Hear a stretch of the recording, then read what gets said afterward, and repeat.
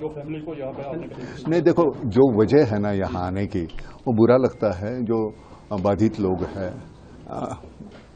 जिनके घर के कोई गुजर गए हैं या घर उजड़ गए हैं, तो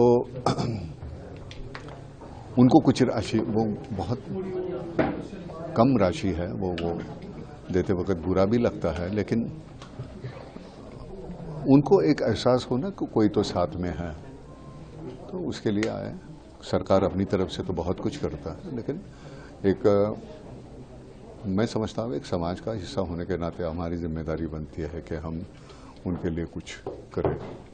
तो पहले मैं अपने जेब में हाथ डालूं, फिर मैं कह सकता हूं कि भाई मैं यहाँ जा रहा हूं, उनके लिए कुछ आप करो। तो वो उस तरह से किए हैं। तो पहल हुई है सर, आगे चलती रहेगी इस तरह से?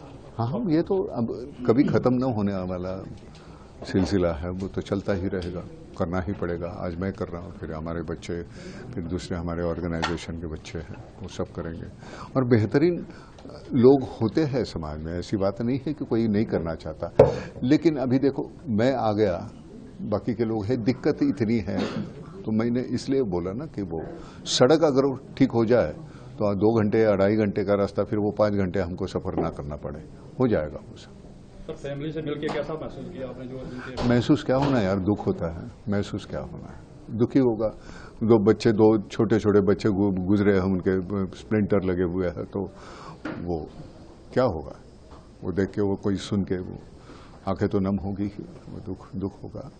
वो जो बच्ची है, तो मैंने उस बच्ची को कहा कि इसके बाद पिताजी तो तेरे वापस में ला नहीं सकता, तेरा नाना जिंदा है, ऐसे समझ। पढ़ाई की जिम्मेदारी मेरी अपनी है, करते रहने का यार।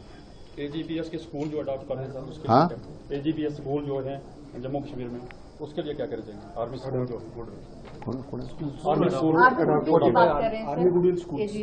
नहीं, वो तो 48 स्कूल जो है, एक्चुअली 45 है, तो 28 वो